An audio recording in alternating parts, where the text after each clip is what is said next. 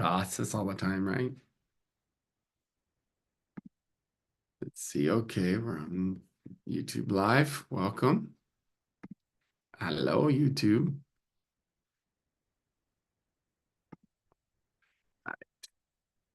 Hello, YouTube. Hello, family. Welcome back to our Coffee Connect. And we're about to get started here. I'm gonna wait a couple minutes or a minute or two while everyone jumps on. If you're but the chat is live. If you want to say hello and want to, Chantel will be right in as well. So just excited to share a little bit today as we're entering into this Passover. You guys know what that is? Yeah. And hi, hey, good to see you. Thanks for the comments. Good to see those comments. It does encourage us. Love you too. Good morning. And those of you joining us on YouTube on the live, it is rare to see live stuff, right? Well, we do lives 3 times a week.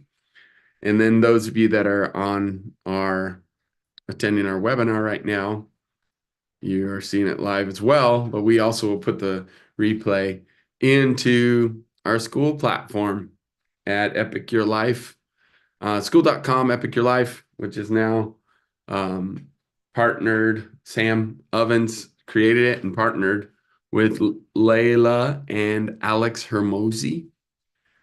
Some amazing business 100 millionaires that are working towards becoming billionaires.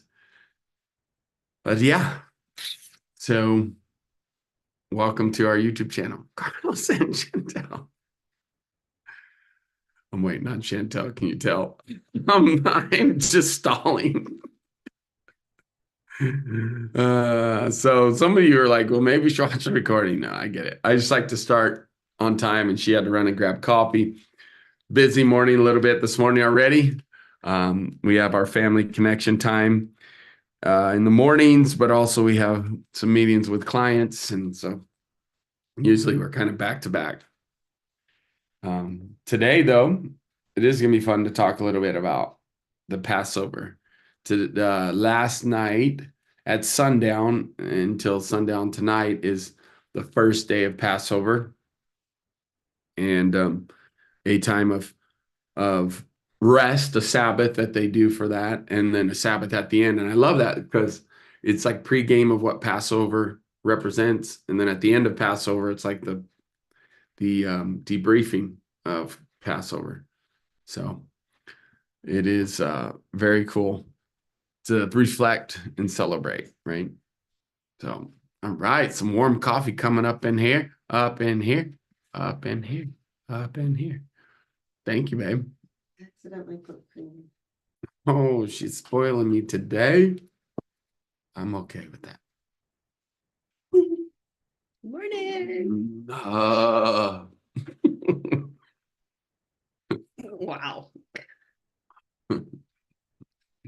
Yeah, I usually just do cream on On the weekends. the weekends. It's a little treat. Okay, here we go. We're going to start the recording now.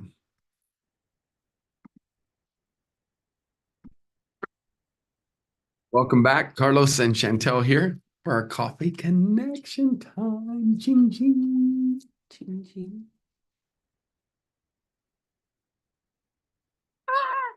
Hot. She likes it really hot because she likes to sip on it.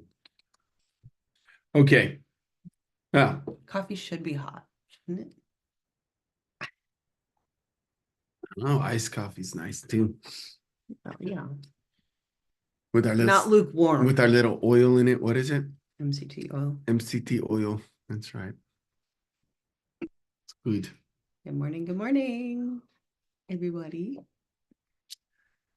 All right. I'm not gonna spill today. So this morning, I was just talking a little bit while I was waiting for you, about Passover and how there is a Shabbat at the beginning of Passover and at the end of it. The beginning of it, and it's marked by the full moon.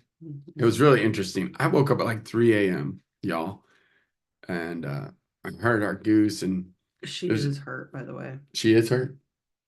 but Oh, something Bitterfoot, like looks I like a don't bite. know. Oh, I didn't catch her because I had to come in here. right. But she's definitely limping. Wow. So we think I heard something attack our goose, like which our boys chased it off, whatever it was, and prevented it. Our boys, when I say boys, our dogs. They're like, someone's watching Brandon. It's like, what's your boys? Why are your boys outside at 3 in the morning? Yeah, we have herd protecting and ranch protection dogs. Captain, dun, dun, dun, dun, and Chacho. Captain is about what, 50, 60 pounds. He's a barker and a chaser. He sounds the alarm. And Chacho is the enforcer. He's 140 pounds. Woof, woof. And he's big. Biggest dog I've ever had, actually. 140 pounds is heavy. And I'm sure he's pushing 150. He's pretty much fully matured now, but he's a big boy. He's definitely hurt. He's a big boy. He's Great Pyrenees and King Shepherd mix. Beautiful dog. Both of them are beautiful. They're awesome. They're my sidekicks. It's so crazy. Anywhere I go on the property, they are always with me the whole time. They will just like I will work out on the pond and with the tractor, and they'll just be laying in the shade right by me while I'm working. Them's my boys. So, point being is last night at like 3 a.m., I woke up, I heard some strange noise of the goose, and then I heard the dogs whoa, whoa, and then chase something. And so it was really interesting. Apparently, something snuck in by our ranch. Or by our house, excuse me. I actually think it's a fox. Foxes are sneaky, and we've been seeing them, and they're fast, lightning fast. So I think the boys have been chasing these foxes around here for a while. They just keep them at bay. But Itana got grabbed a hold of somehow on her foot, it sounds like. But I'm glad the boys were around to protect her. So yeah, that's what I was gonna say. Now back to Passover. Sorry. When I got up at 3 a.m., I actually went out looking for her and seeing what happened because I knew something had happened. I couldn't find her. I was like, man, did she get drug off or what happened to her? But she came back this morning, which is good. But at that time when I got up at 3, I was like, man, it's bright out here. That's and not it was the first time either. a full moon. Not the first time what? She's been drug off. Go back. Oh, really? Oh, you don't remember the last time? Anyways. But yeah. At The full moon, which marks, that's how it's all determined, by the way, is the Jewish calendar, and doing the Passover is based on the moon. And so it was a full moon last night, and it woke me up. That's what I mean. I just woke up like at 3 and I was awake. Then I heard the goose thing, and I got up and went downstairs and got the flashlight and trying to figure out what had happened. So the full moon started the Passover. They call it there's some names for it. But so at sundown yesterday, it's always based on sundown to sundown, started the first day of Passover and an additional Shabbat. Actually, tonight starts the full moon. Oh, tonight starts full moon. 7:49. Interesting. It was for 3 days. so there we go. Tonight's the start. The start. Today's the start, not last night. But last night at sundown was the Passover, or was the Shabbat? I believe. Anyways, go do your research if you're really interested. The one thing that English people or Americans will describe it as 2 days of rest, but it's not. It's actually from sundown to sundown, which includes kind of 2 days. That's why they call it 2 days. But just to define that for you at the time when you're reading about it. So they call it the pink moon, sprouting grass moon, the egg moon, fish moon, or the Pesach or Passover moon. And that's tonight, is what you said. Okay, so what I'm guessing then is that I know there's a Shabbat on each end, and it's again to prepare. So then maybe that's bringing in the Passover to prepare, you rest and reflect. That's what I love too, is the reflection time to bring in the Passover. And what's interesting about the whole Passover thing is the going back to, right, being set free from, my phone starts blowing Yes, up. and Passover did start last night at sundown. Okay. Correct. And so then what is it all for? Like, what was Passover originally for? We had a little discussion as a family this morning for our connection time about it. Because even if I think about what my connection to the Father is for, what's it all for? What is this connection like? What is the worship all about, to worship God and connect with the Father? And knowing the Passover was when the death angel passed over the homes that were marked on the doorposts and the top of the door and on the each side of the post, right, with blood from the sacrificial lamb. And so you got all that. That's all part of the history of Passover. And why would we still celebrate it today? Because again, rest and reflection and connection with the Father. And that's what I love about it.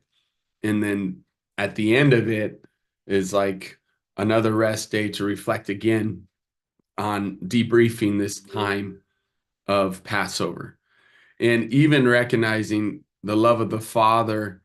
What was interesting is I realized, like, the Father's always doing reaping and sowing. So all those times, like if you know the story of Moses, right? And how all the children that were Jewish, their firstborns were thrown into the water and killed, essentially. Moses was the only one that survived. And if you don't know that story, go check it out. But he survived, so then he was raised as a prince, an Egyptian prince, even though he was Jewish, and they let him keep his Jewish heritage. He still did the feast, still did the celebrations with all the Jews. Matter of fact, his mom, biological mom, even raised him as a handmaiden for the princess, because he became a prince, or excuse me, yeah. Is that right? Yeah. So anyways, point being is he was raised as an equal in the Egyptian kingdom. And if you know the story, he then helped to set the people free. There was 10 plagues. And the final thing was the Passover, the death angel passing over, which it's interesting. You reap what you sow. They had sown killing all these Jewish children, the firstborns, right? And now that's what the final thing is the death angel. If you didn't mark your doorpost, your firstborn would die. So that's what happened. Interesting thing too, when you bring it to practical, Moses was actually really good friends, grew up with his brother, who is now king, right? And so that's why Moses had favor too. You often wonder, how does Moses just waltz in there and talk to the king? Like, that didn't happen back in those days. Well, because it was his brother. He grew up with this guy. That's pretty fascinating. And they loved each other. So again, but there was this separation because he was Jewish, he was Egyptian. And yeah, in the end, when the Egyptian king lost his son, he was so distraught. And yes, take your people and go and take our wealth, I don't know if you knew this part, even like, hey, take all supplies you need, take all the cattle you need, all the sheep you need, and also any wealth, gold, silver, gold, and take it, jewelry, take it. Like, he wanted to bless him in that moment. He was so like distraught. He's like, this is the final straw, take it and go. And it is funny how that happens a lot in life with people. They make a decision, then a few days later he came to his senses and like, wait, what did I just do? And he like pursues the Egyptians, or excuse me, the Egyptians then pursue him, and the king and all of his army pursue Moses to kill the Jews and bring them back as slaves. So interesting how that is. But the bottom line was Passover marks the death of so many firstborn Egyptian children. And then in that time too, then there was the leavened bread part, right? Just as a reminder. So even to this day, it's the same kind of thing. Yeah, it's interesting. So, for our retreats, we'll rent big homes, and we've done it in Kissimmee, Florida, Orlando area for a number of years. And we have had a couple, that lead into the time of Passover down there. And because the command is to clear your house, Yep. full of Preparation. anything yeast, anything leavened. And so a lot of times what the Orthodox Jews will do is they'll just leave their homes, they'll go rent a big home down in Kissimmee for the entire week and do Passover there, because then it's clear they don't have to clear their homes, so to speak. And it's fascinating because we'll literally, be down there, and they'll have their garage doors open, and you'll see a number of men fully, dressed and cloaked and doing their prayers. And it's pretty fascinating. But there's a large population, especially like from New York, where all the high population of Orthodox go. They'll go down and rent homes down there. Fun fact. Yeah, they pretty much kind of take over Kissimmee in a sense. And those houses are, I think to be honest with you, I think a lot of those houses are actually owned by a lot of Jewish people from New York. Like it's their second home, but they Airbnb it during the off seasons of the feasts. Really interesting, right? I mean, we're talking a lot of them come in during that time, like probably, I don't even know. I would be speculating, but thousands and thousands and thousands of Jews come into Florida during that time. They've like made that their thing. The whole ritual of eating unleavened bread has to do with, that they didn't have time to let the bread rise. Yeah. So that the ritual of, the memory and the honoring that is why the unleavened bread. Which is interesting because when we do Shabbat, we do have leavened bread. Mm-hmm. And how long does it have to sit to rise? Oh, babe, every recipe is different. Mine's an hour. An hour. So there you go. But what I'm saying is that's kind of interesting because I like to make it practical and be like, dang, an hour. So they really had to go. But that's what it was like, right? Like everyone was ready to go. And when Moses gave the word, okay, let's go. And the king sent the decree to let the people go and give them all your riches, essentially all they can take with them. Then they grabbed everything and ran. Right? It's like, oh my gosh, we got to go. So it is kind of interesting how then that marks even the unleavened bread and remembering that. Yeah. And it is a really interesting time. We've celebrated this different years. Super grateful for David Pavlik and Nori Pavlik and our relationship with them and them really, really getting us introduced and familiar with all this stuff. And what Passover is about, the three major feasts: Passover, Sukkot, and then Shavuot. So the three major feasts where during what they called three major feasts, when they would go back to Israel, the Jews would, and to the temple. And that's where the gathering would take place. That's what Jesus did. That's why they were traveling. Mary was traveling and Joseph, if you didn't know that. That's the whole story of taking the donkey, right? Going there. But anyways, bunch of stuff all connected when we hear these stories, but we don't know how does it all work and how is it all connected. And so now looking back and reflecting, why would we still do Passover then? Why would we still do the major feasts? What I've recognized is that connection to the Father and have that greater connection, have that greater understanding. Pause, right? Cease from what you normally do, rest and reflect during this time. And I love Sukkot too that way. It's a week long of that, resting and reflecting. So it's a major like type Sabbath and staying in a tent so that you can be grateful for what the new things you have too as well. And being out in nature is a little bit more fun. A lot of people do glamping instead of just camping. We enjoyed the tent aspect of it. We've talked about doing that on our property. Like we have a lot of land here, just designating some portion of it to create a spot for Sukkot and have bonfires and camping and for a week and just hang out. I love it and enjoy our beautiful paradise here. So with that said, what you got? Some reflections on Passover include And that's, the Seder plate, there's different herbs, bitter herbs and in Oh yeah. things that you Mhm. do. So, some reflections, this list is kind of cool. Which Is Seder is like a Passover dinner, right? right. Yeah. What we've learned from bitter experiences, what new connections we've made, what innovations have inspired us, what we've sacrificed, if we've been, so reflecting on if we've been an upstander or a bystander, what we've participated in to support inclusivity, how our sense of order has been this year, like our priorities, how our Yep. priorities have been set, Good. um, what we're striving towards, like, what are our goals and dreams, what new observations and experiences have changed us, if we feel valued, Hmm. how we've expressed gratitude, how we honor the natural world, the changing season, and the emerging spring, It's good.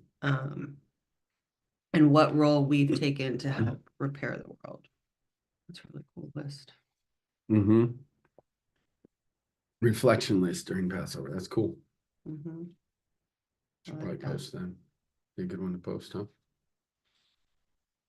Um, okay. So when I woke up this morning at 3 a.m. and dealt with the goose thing, I couldn't find her, and then went and laid back down for a little bit. I was contemplating even this whole Passover thing because I was aware of like, what am I doing waking up? And then I was aware of the moon. Tonight, I guess, is the actual full moon. It was a partial full last night, but it was bright. And and I was just like reflecting on like, what's it all for though? How do we get closer to Papa? But why? The why thing is, what do we believe about what getting closer to the Father would do? I think a lot of people are about, well, you know, it's it brings peace, love, joy, the fruits, right? And it has, and there's so much, connection to the Father. I just love him. Right? And I get that. And I agree. I agree. That's super good. However, we serve such a very powerful, purposeful God. And even his word says we love him because he first loved us, right? That's kind of our like where he loves us so much. And when we finally allow that love to come in and consume us, then we love him back. Like we understand it, and then we're like, whoa, I love him. He loves me. Oh my goodness. And it kind of creates this cool um right, if you would, like love relationship that's really awesome. But if that's where it ended, you can have all the faith or connection to the Father, all you want. But if you don't, if you do all this stuff and you have worship time, prayer time, read the Bible a million times, spend hours and hours in the Word, but if you don't have love for His people, is it even real? Because that's what I recognize is like how that love with the Father should inspire and like rise up in you then to want to love people. And I recognize that how that creates a hunger to love others. My hunger to love Papa then creates a hunger to love others. And starting with my spouse, starting with myself, what that looks like to love myself, and then my spouse, Mm-hmm. and then my children, and then my family and friends that are like family, right? My people I work with, but then the world too. Like, I think often we see people wanting to do all these things that are good and spiritual, and they're good. But what's it all for? I think that's what's the point of it if we do all these things yet we don't have love. And what does that mean to love? And so this morning, I challenged my family, challenged our little group here, Hazel, Chantel, myself, and I said, hey, you know, I want you to ask Papa. And if you've never done this as part of your Epic 30 in the morning, I want to enlighten you and challenge you to do it. Be specific. And I said, I want all three of us to ask Father for a random Bible verse that will speak to us about what's this all for? What does Passover represent? What are we doing this for? Like what is this about? And it was really cool. The three different answers that came this morning. Mm. Um, Hazel's was about renewing, A new birth. a new birth, a renewing. That's what coming into the Passover could represent for her. And she could relate to it. She connected to it. She's like, yeah, we all need to be renewed at different times, right? The Well, Bible and I talks think about that's that. what So, spring represents too. Like oh, if you that's look at true. the season and Good look at, point. even Birth, rebirth, yeah. renew. Hmm. So it was really fascinating to hear that. I didn't expect that. I mean, I didn't know I just opened. But when she came down and shared that, and she was like, you could feel that it really was cool for her. And it spoke to her. Like that to me blessed me more than anything. But a new birth, a renewing, and that it's like a fresh start, right? Like Chantel said about spring. So that was cool. And then what about you? Or you want me to share first? I can share. Okay. So mine was, I don't have it in front of me, but I think it was in Matthew, uh, about forgiveness. Mm, Forgiving the trespasses of others, right? As we want our trespasses forgiven. so good. And so I think when we look at the law of reaping and sowing, and even representation of Passover and how you explained, what was sown, right, was now Yeah, reaped. coming back. Yeah. And so, I think that's one of my favorite part about Passover is just kind of like, reflecting on like, how have I loved well? And that was the question that I was asking, in my letter was how can I love better? Right. Amen. And recognizing that there probably are some places in my heart that needs more forgiveness. Um, there's a couple in particular that I can identify right away. And so it was a good reminder, bringing stuff to the forefront, right, of, you know, entering into a new season with forgiveness. I love how you share that and triggers the triumph too, that's the bridge Yeah. to a better story. Forgiveness allows us to love more, really. Yeah, I mean, because we all have wounds and we all have hurts, and, forgiveness. And I think one of the biggest things that prevents us from actually forgiving, especially when we've been hurt deeply by somebody, right, is that it lets them off the hook, right? The perception that if we have forgiven them, then they're off the hook. They're not brought to justice. There's not consequences for Yeah. the actions and whatnot, and even if it's unconsciously that we think that, like obviously consciously, I'm fully aware that, I'm not responsible. I'm not God. Like I am not the judge and jury, or, I'm not responsible for, you know, consequences for other people's actions and whatnot. Consciously, we know that, right? Yeah. So I think, recognizing sometimes why we haven't truly forgiven would be the unconscious feeling of, or belief that then they're not responsible for their actions, right? In that sense. And again, it's deep levels, and, you know, sometimes we don't even have a clear awareness of the places that we're not forgiving, right? Agree. It's So, a good word. It's a good word. Something to really take to heart and pause and really reflect on. I agree. It's good. Appreciate that.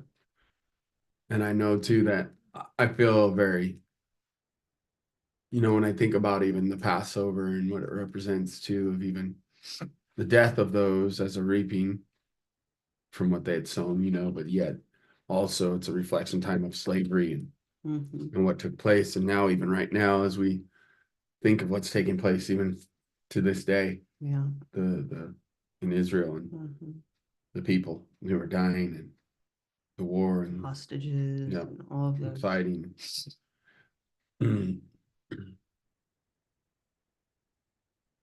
Yeah, it's interesting because you said something like, you mentioned a solemn time. Mhm. You know what I mean? Like, and it's interesting how you kind of like your knee-jerk reaction is like, well, I don't want to see it as a solemn time. But is it bad to enter into a solemn time of Right. reflection? Is it, because I think that's all part of the grieving process, Yes. right? So, and it's necessary. There's things that we don't allow ourselves to grieve, whether it's relationships or, Yeah. experiences or, you know, when we move into a new season, letting go of the old season, Mhm. right? Even though we know it's exciting and new and we're ready for it. Are we allowing ourselves to grieve and mourn what once was, even if it's toxic and even if it's not beneficial? Yeah. It was a part of us, it was a part of our lives, and you know what I mean. So there's, when we discount that, we're not fully embracing the process, so um but it is, I think it's a good time to press in and Yeah. to access, on a sensitive level, Mhm. you know, slavery on generational levels, not just the Jews. I mean, we have slavery. Yeah. Slavery exists all over the world and looks like many different things, right? And so as a connection to humanity, is it okay to enter in and to feel that Right. deeply and The to empathy. feel the empathy and the connection to our fellow man, Mhm. generations past and generations to come? And what do we do? What are we doing to help? What are we doing to learn, to grow, to love better, to love well, right? Absolutely. And I think that brings us full circle even back to Epic Your Life and creating extraordinary for me, for us, and creating the sanctuary in people's homes and helping them to do it and how to do it and discover that process in the core being in marriage, that connection that starts first with me and my wife, me and my bride, right? And that example, how important that is. Um, I love that we have that. God allows in his wisdom what he could easily prevent with his by his power. And thanks to Layla and King Kaufman, they got that for me. It's right there, hangs on our wall. And they got that for us, and it is super powerful. It is a super powerful quote. Just recognizing that, um, but yet forgiveness is a huge part of that. Even those situations we go through that creates the bitterness. And that's all part of the Passover, right? Eating the bitter herbs and subjecting yourself to the bitterness. And you're like, why would I do that? If you choose to design hard in your life, life will be easy.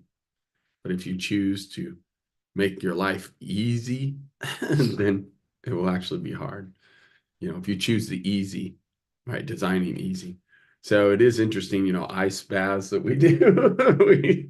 we work out all those things like putting pain on my body.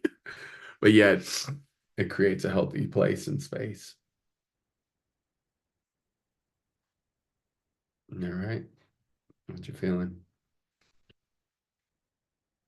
I think I'm just feeling the bitterness of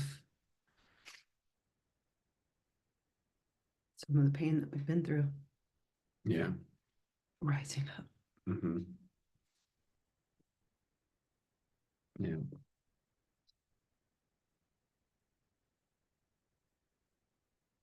Yeah.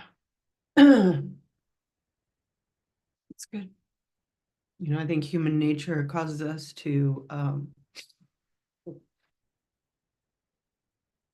suppress or protect ourselves, right, from those feelings Yeah. um, until we're ready. So sometimes we don't know when we're ready. Yeah. And it's a grieving of the planet right now because literally Jews are represented all over the nations, all over the world. And they do. That's the one thing that I appreciate too about the religion, if you want to call it that, or culture, just that it's ingrained in their people and in the people, the Jewish culture, Jewish people, and what we've adopted too is just reflection during this time. And everyone is doing that right now. That is committed in that way as a Jew or even like because we're messianic, believe in Yeshua as the Messiah, but yet practice a lot of the things of Sabbath and rest and the feasts, three major feasts. So reflection's a big part of it, and knowing and feeling that it's powerful. Thank you for sharing, love. And we talked about last night, like a woman's cycle, is a superpower. So I feel like there's just an extra, for me personally, or an extra layer of sensitivity and feeling depths and especially with the moon. And so I just want to encourage, especially the women out there who represent the moon, on the depths of that feeling, to embrace it, press in, and not to suppress or deny it, right? Like, yeah, because it is the fullness of who we are. Yes. Amen. Yeah, in Judaism, they also believe that the moon is representation of the woman, the sun being representation of a man. And so very powerful too about that. When I think about all the connections, that is super powerful. Like the moon is very responsible for gravity on our planet and pulling, causing the tides and the waves, and has such a lot of good things. Like the affects even the crops. There's so many cool things. Marker of spring, marker of harvest. You know what I mean? So it's really amazing. New life, new birth, and so yeah, that's a powerful thing that the woman represents so much of that through the moon. That's good. Cool. So then when I asked Papa, I was like, again, my question at 3 a.m. was even that, like, what's this all for? Why do we pursue this, Papa? And what good is it if we're just like, I don't know, we have all this connection, this spiritual enlightenment with the Father, and yet we don't love his people. Like that's what I recognize. It's like so many people are all about the spiritualism of the connection to the Father. And it's good. It's definitely good. And I believe though there's such a practical side that Jesus was so practical. And when I was asking the Father that, and then I asked for a word, Psalms 57:10 came up, which is so interesting because I know this verse for a very long time, and it's been connected in my history to a song. For great is your love, reaching to the heavens. Your faithfulness reaches to the skies. You guys know that song? Your love reaches to the heavens. Your faithfulness reaches to the skies. Remember that song? So it's an old song. I can't remember who sings it, but probably have the tune off a little bit too, because it's been a while since I've heard that song. But I definitely know its lyrics to a song. And what I recognized that that impression that I always got when I was singing that song and reading this verse, Psalms 57:10, is that it was like talking about God and his love. And so I was like, okay, again, I love breaking this stuff down, right? And as I opened it up, pulled out of course, Bible Hub to really break it down. Psalms 57:10 is really cool. I'm just gonna pull it up here. Sorry. Again. Because I believe I enjoy deep dives. First of all, the parallel to Hebrew is for reaches unto the heavens, your mercy unto the clouds, your truth. And your truth and your mercy. So what's interesting though, for reaches unto, it's reaches means it's great, it's huge, it's big, right? Unto though, means to adorn, and then the heavens, the sky. Okay. And your mercy unto, again, the clouds. So the unto, though, was the part that really, when I was reading through and scrolling through, one of the things that's mentioned that caught my eye was like, oh my goodness, to become. Now, why is that important?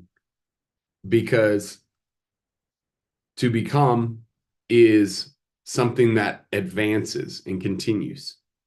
Well, we know that the Father is already there.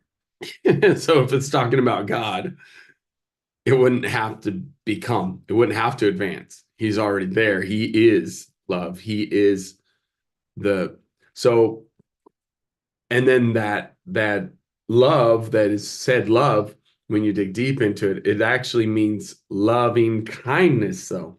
So to become and to continue to advance in kindness towards mankind. So it's like, what's this all for? So that we can learn how to love mankind well and be kind to mankind.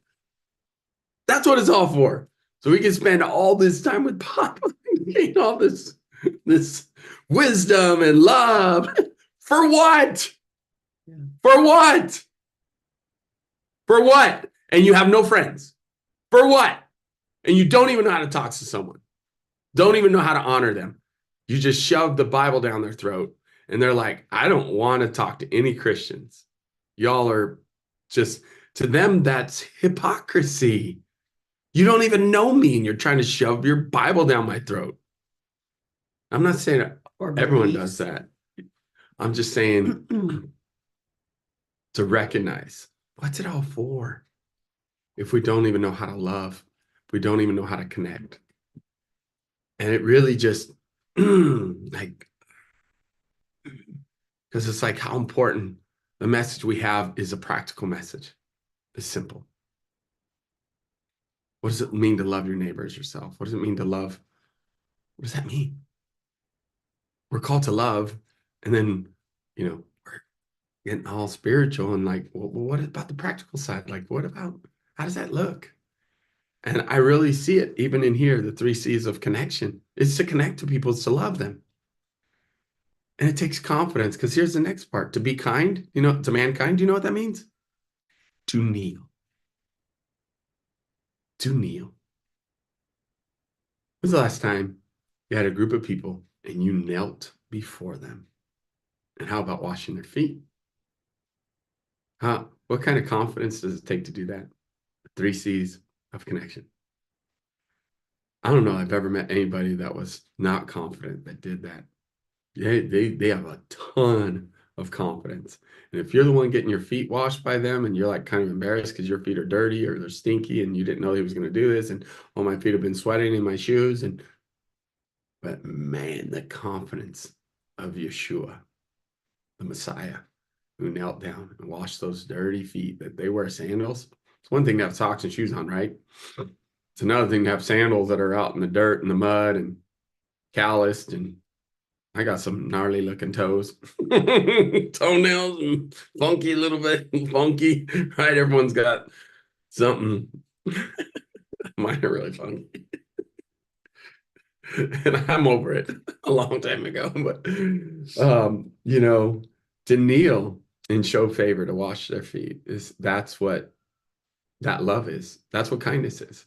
That's a physical manifestation of kindness, is to be willing to kneel and wash the feet. That's like, so like, you rigid with your spiritual stuff and doing all the things you think you need to do to connect with the Father, but you can't kneel before man and wash their feet and love them and connect with them. You got to have the confidence to do that. I get it. So how do you get the confidence to do it? You got to start building it through repetition, which is the next part, which is the faithfulness. Actually, you're committed to support. You choose to support and be committed to people. Are you committed to people? Or is your commitment all to God? Now that may trouble you. It's all to God, and it's what it's supposed to be. But through that, the proof of your commitment to the Father is actually your commitment to his people, to mankind. That was all right there in Psalms 57:10. The fruit of your commitment and love to the Father is your love and commitment to mankind. You can, and his creation, by the way, it's all in Genesis. He gave us this creation to take care of. What are you doing to take care of it? What are you doing to love people well?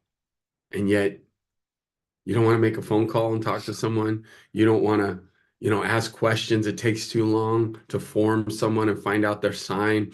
You don't want to help someone, get their dreams, fulfill their dreams. Like, what is love then? I know from everything that I've the greatest thing that truly shows love is commitment. It really is. My love is proven to her by my commitment to her, commitment to her dreams, commitment to her goals, commitment to all the things she's desires and wants. Same with my daughter, same with my mom and dad, same with my relatives, same with my team, same with my friends, same with my family. But if you don't even know what those are, how can you be committed to that? Do you know the people around you? And do you have the confidence to kneel and wash their feet? It's real. Like, what's it all for? So this Passover, when you're, these next 7 days, is it? Goes till next Monday, Tuesday, I think. Next Monday night at,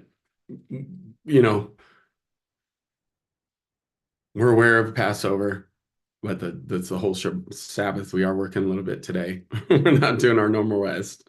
We're not doing our normal day, but we are committed to working with some clients, and we're going to fulfill those commitments. Again, what's it all for? If you're not loving and blessing and being committed to people, I just read that. So again, part of that is, but next week, we are going to choose to take a Sabbath, an extra Sabbath on above and beyond Friday night, sundown to Saturday, sundown. So like on Monday, sundown, we're going to reflect. We'll be with the Kaufmans in Florida, Tampa. I'm excited for that. That's part of the timing of why we chose. They're really into it. They're Messianic as well, and we are as well. And we love it that we can come together and celebrate Passover this week together with them. We'll be headed out there tomorrow evening, and we'll be there for a week with them. But to be able to do then the Sabbath or the Shabbat next Monday at sundown to Tuesday at sundown is going to be awesome. And just reflect and debrief the week of Passover together. So that's what I love. It's pregame today and debrief at the end, both being Shabbats and Sabbaths, ceasing from what you normally do. So that's the word I got from Papa. So between renewing, forgiveness, and then love, but what true love looks like is an action, right? It's kneeling, willing to kneel. That takes confidence, and then true love is commitment too as well. All wrapped up in Psalms 57:10. So what is your word? Are you willing to ask Papa and say, hey, give me a word for Passover time and see what happens? Share it with us. we'll be posting this video and post some things about Passover in the group. Share with us. We'd love to hear your comments and things about this and what your take is and experience is. Or if have you ever celebrated? Have you ever looked into it? What does that look like for you? Right? Anything else left? Nope. A little longer version today, but good. Good stuff. Love you guys. We'll see you for our Coffee Connect. We'll be at the Kaufman, so we'll do a Coffee Connect on Thursday with the Kaufmans. That'll be fun. All right? Have a great day. Love you guys. Bye. Thanks for being here.